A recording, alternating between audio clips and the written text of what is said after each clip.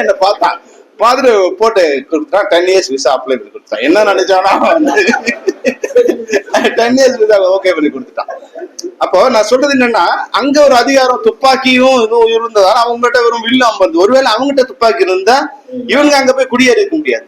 அப்போ நம்மளுடைய அதிகாரத்தை ஆயுதங்கள் ஒரு கட்டத்துல தீர்மானிக்குது. நம்மளுடைய இடத்தை நம்ம நம்மளுடைய இருப்பை அது அதிகாரமும் ஆயுதமும் தீர்மானிக்குது. அதனாலதான் இந்த போராட்டம் ஒருத்தனுக்கு தீவிரவாதமாகவும் ஒருத்தனுக்கு புரட்சியாகவும் தோணுது.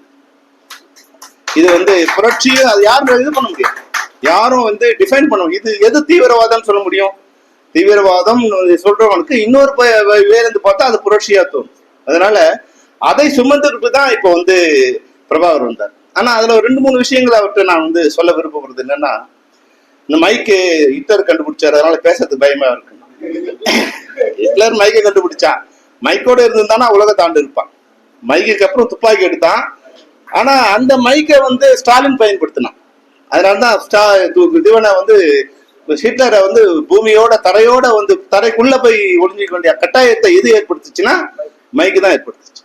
அதனால மைக்கை யார் கண்டுபிடிச்சாங்கிறது முக்கியம் இல்லை, அதை எப்படி பயன்படுத்துறது தான் முக்கியம். அது மாதிரி இன்னொரு வார்த்தை சொன்னாரு, இது மாதிரி ஆண்டைங்கெல்லாம் எங்க பெண்கள்லாம் இலவசம், நாங்க அவங்க வீட்டு பெண்களை உங்க பெண்களை எங்க இலவசமா கொடுப்போம். இது ஒரு ஆணாதிக்கம். ஆண்ட பண்ணாலும் தப்புதான், நீ பண்ணாலும் தப்புதான். ஆண்ட பண்றது தப்புன்னு சொல்லிட்டு அதை நான் பண்றேன்னு சொல்றேன் இல்லையா, அங்கேயும் பெண்ணுக்கு எதிரான ஒரு அமைப்பா நீ மாறல. ஆணாதிக்க தன்னை முதல்ல ஒழியணும். அதுதான் இங்க பிரச்சனை.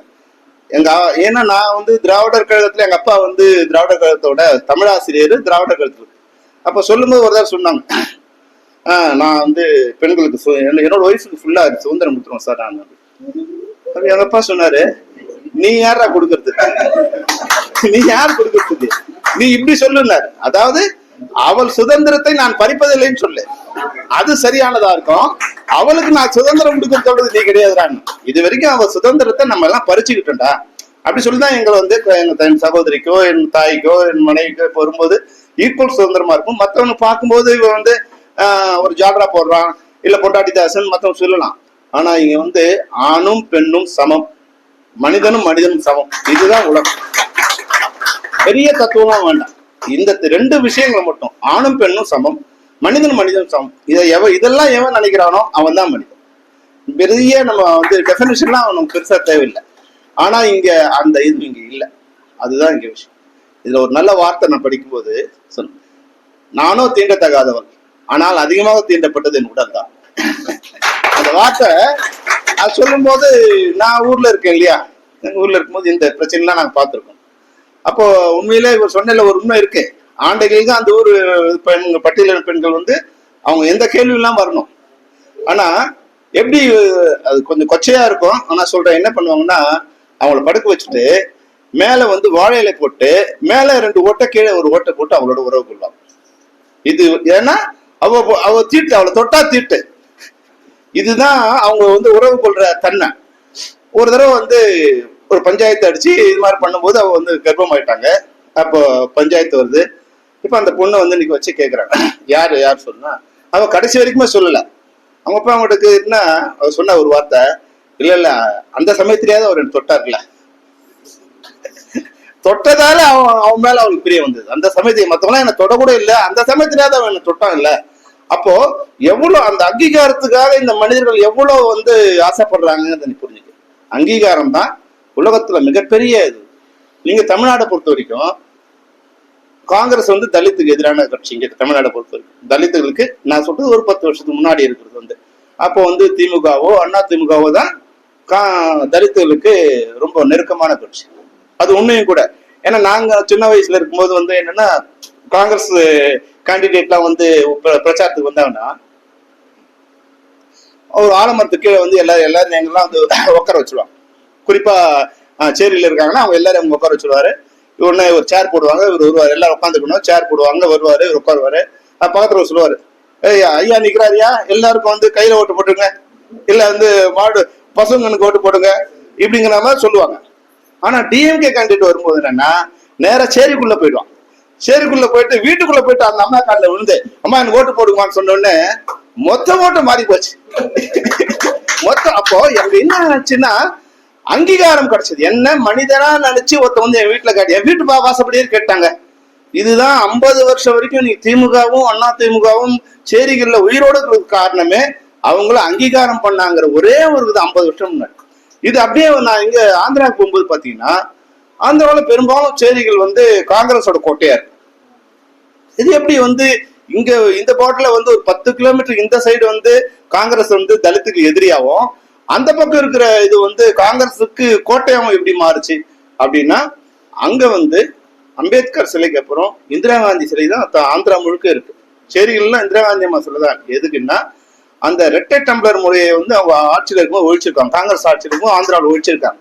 அந்த அங்கீகாரத்துக்காகவும் அந்த நன்றிக்காகவும் அந்த மக்கள் வந்து வேற என்ன பண்ணுவாங்க பரவாயில்ல, எங்களை மனிதர்களா மதிச்சு வந்து இந்த ரெட்டை தமிழை ஒழிச்சாங்க இல்லையா. அப்போ உலகம் எங்கும் நம்மள மனிதர்களா அங்கீகாரம் பண்ணாவே போதுங்கிற நிலைமை தான் இன்னைக்கு வரைக்கும்.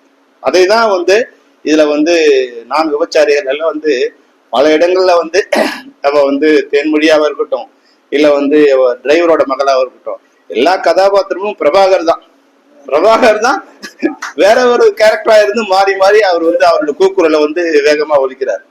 அந்த ஒரு வகையில வந்து பிரபாகர் உண்மையாவே மிக சிறந்த ஒரு புத்தகத்தை எழுதியிருக்காரு. இது எழுதுறதுங்கிறது வந்து நான் வந்து ஒரு 5 வருஷமா எழுதணும் நினைச்சிருக்கேன். எனக்குள்ள வந்து ஒரு ஒரு பிரசவம் நடந்துட்டே இருக்கு. ஆனா எழுதுறது எவ்வளவு கஷ்டம்னா, உட்காந்து 4 வரி எழுதுனா அதுக்கு மேல எழுத முடியல. அதாவது சீனா எழுதுறதுக்கு என்னன்னா ஒரு கண்டென்ட் எழுதிட்டு சீனா எழுதிடலாம். ஆனா கோர்வையா ஒரு புதினமா நான் எழுதணும்னு நினைக்கிறேன். விஷயம் என் மண்டைக்குள்ள இருக்கு. அந்த மண்டைக்குள்ள இருக்கிற விஷயத்த வந்து நான் பேப்பர்ல எழுத வேணாலும் 5 வருஷமா வந்து இன்னும் எழுதவே முடியல. அப்ப எழுதுவது என்பது ஒரு மிகப்பெரிய கலை. உண்மையிலே நான் வந்து புத்தகம் பிரியன். நான் வந்து மிக அதிகமா புத்தகம் படிப்பேன். இப்பதான் வேடிய கொண்டு சொல்லிட்டு இருந்தேன். மிக அதிகமான புத்தகம் படிப்பேன். நானும் ஒரு நாளைக்கு வந்து 5 புத்தகம் 6 புத்தகம் படிப்பேன். எனக்கு தீனியே போட முடியாது, அவ்வளவு புத்தகம் படிப்பேன். லைப்ரரிக்குள்ள போயிட்டு வெளியே வர மாட்டேன். அப்போ அந்த புத்தக வாசிப்பு தான் என்னை இயக்குனர் ஆக்குறதுக்கு முதல் காரணம். அந்த புத்தக வாசிப்பு என் குழந்தை கூட சொல்லி, என் பையன் வந்து ஐபேட்ல பார்ப்பான். அதே நான் பார்த்த கார்ட்டூன் அவனும் பாக்குறான். எறும்புக்கு நான் இப்ப லிங்கு கிட்ட சொன்னேன், எறும்பு கை மாயாவே தான் என்னோட முதல் ஹீரோ இல்லையா.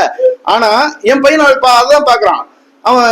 ஆனா எனக்கு அவனுக்கு என்ன வித்தியாசம்னா, நான் வந்து அத புத்தகத்துல படிக்கும்போது எனக்கும் புத்தகத்துக்கும் ஒரு உறவு இருந்தது, ஒரு நெருக்கம் இருந்தது. அது மார்போடு அணைச்சிக்கலாம், அப்படியே தூங்கலாம். ஆனா இவன் பார்க்கும்போது ஸ்க்ரோல் பண்றான். அது வந்து ஒரு மெக்கானிசம் இருக்கு. அதுல வந்து ஒரு உயிரோ ஒரு நட்போ ஒரு இதுவோ அதுல இல்ல.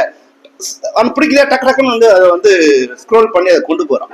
அப்போ அங்க அவன் அந்த இதுல இருந்து வேறுபட்டு போறான். அப்ப நான் அவன்கிட்ட சொல்றேன், உங்களுக்கு எவ்வளவு புத்தகம் வாங்கி கொடுக்குறா, மொத்தம் புத்தகத்தை படிட்டா. ஏன்னா அவனை புத்தகத்தை படிக்க வச்சுட்டா போதுங்கிறது எனக்கு தெரியும். அவன் படிச்சுட்டான்னா அவன் மனிதன் ஆயிடுவான். உங்க குழந்தை கூட நான் சொல்றது என்னன்னா, எப்படியாவது வந்து ஒரு கதை புத்தகம் படிக்கிறான்னா நீங்க அவனை வந்து திட்டாதீங்க. அவனை முதல்ல எதையோ ஒன்று படிக்கிறானா, பேப்பராவது படிக்கிறானா, எதையோ ஒண்ணு அவன் படிக்கிறானா, அது படிச்சா நல்லது. அதனால அந்த வகையில இந்த சமூகத்துக்கு மிக சரியான கண்டென்ட்டை கொண்டு வந்த, இல்ல வந்து எது தேவைப்படுதோ அதை கொண்டு வந்த, குறைஞ்சபட்சம் சென்னைக்காகவாவது போராடுற ஒரு சரியான புத்தகத்தையும் சரியான மொழியையும் கொண்டு வந்த பிரபாகர் அவர்களுக்கும் எவ்வளோ இது வந்து நான் விபச்சாரி இல்லை, விபச்சாரி பார்க்க போற கூட்டமா இருந்தா இன்னைக்கு ஆயிரக்கணக்கான பேர் இருக்கும். ஆனா விபச்சாரி இல்லைங்கிற ஒரு புத்தகத்தை பார்க்க நம்ம குறைஞ்ச அளவுதான் வந்திருக்கோம். ஆனா எவ்வளவு பேர் வந்தது முக்கியம் இல்லை. இந்த புத்தகத்துக்கு வெளியீட்டுக்கு இவ்வளவு பேர் வந்திருக்காங்கன்னா நிச்சயமா நீங்க வந்து ஒரு 1000 பேருக்கு சமமானவங்க தான். ஒவ்வொருத்தரும் ஒரு 100 பேருக்கு சமமானவங்க. அந்த வகையில இந்த விழாவுக்கு வந்த உங்கள் அனைவருக்கும் நன்றி தெரிவித்து, அது மாதிரி மணிராஜ் வந்து என்னுடைய ஆர்டர், இது வந்து படம் வரைஞ்சவங்க 4 பேர் என்கிட்ட ஒர்க் பண்ணியிருக்காங்க. மணிராஜ் வந்து அதான் வந்து பொள்ளாச்சியில வந்து உங்களுக்கு தெரியும், அது நடு காட்டுக்குள்ள ஒரு இடம். அதுல போய் ஒரு செட்டு போடணும், சின்னதா போடலாம்னு சொன்னோம். அப்புறம் போக போய் அப்படியே இது மாதிரிதான் வந்து ஒரு பக்கமா எழுதுற மாதிரி எதுவும் எழுதி 30 நாள் வந்து அவங்க டே நைட்டு ஏறக்குறைய 250 பேர் டே நைட் ஒர்க் பண்றாங்க. அங்கெல்லாம் 6 மணிக்கு மேல உள்ள மனிதர்களே இருக்க முடியாது. ஆனா வந்து 30 நாளும் 24 மணி நேரம் ஒர்க் பண்ணி அதை ஒரு அழகான செட்டை கொடுத்தாரு. அப்புறமா தான் தெரியும் அவர் வந்து ஒரு நல்ல கலைஞனாவும் இருக்காரு மணிராஜன். அது மாதிரி ஜனா வந்து என்னோட இன்னும் ஒரு படத்துக்கு ஒர்க் பண்ணியிருக்காரு. அப்புறம் சந்தோஷ், இந்த முகப்பு ஓய்வு வரைஞ்ச சந்தோஷ் வந்து இப்போ மனசெல்லாம் இயக்குனாரு. ஆனா இப்பதான் வந்து அவர் என் நண்பரானார் ஒரு வருஷத்துக்கு முன்னாடி. மிகப்பெரிய, அதாவது ஏறக்குறைய 1,00,000 போட்டோக்களை கட் பண்ணி அதை ஒரு ஓவியமா பண்ணி ஒரு முதல்வரோட படத்தை இருந்தாரு. அதை நாங்க கொண்டு போய் முதல்வர்கிட்ட கொடுத்தோம். சார் அவர் ஒரு 10 நிமிஷம் திருப்பி பார்த்துட்டே இருந்தார். நாங்க எதோ கொடுத்த எதோ அனுப்பிச்சிடுவோம்னு நினைச்சோம். அவர் எங்களை அனுப்பவே இல்லை, நாங்களா வெளியே வந்தோம். ஏன்னா அடுத்த பேட்ச் வெயிட் பண்ணிட்டே இருக்காங்க. அப்ப அது என்ன கண்ணில் எப்படி நீங்க போட்டோ ஓட்டினீங்க, முடிய எப்படி போட்டோ மாத்தினீங்க அப்படின்னு ஒண்ணு கிட்ட உட்காந்து பார்த்துட்டு இருந்தார். அது மாதிரி சந்தோஷோட திறமை ஒரு மிகச்சிறந்த இயக்குனர், மிகச்சிறந்த ஓவியர், மிகச்சிறந்த படைப்பாளி, மிகச்சிறந்த எழுத்தாளர். அவருக்கும் இந்த வாழ்த்துக்களை தெரிவித்து கொண்டு அனைத்து நண்பர்களுக்கும் வாழ்த்துக்களை தெரிந்து விடைபெறுகிறேன். நன்றி, வணக்கம்.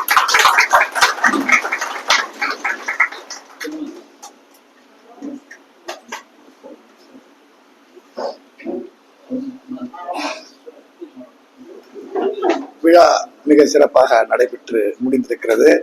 அனைவருக்கும் நன்றி.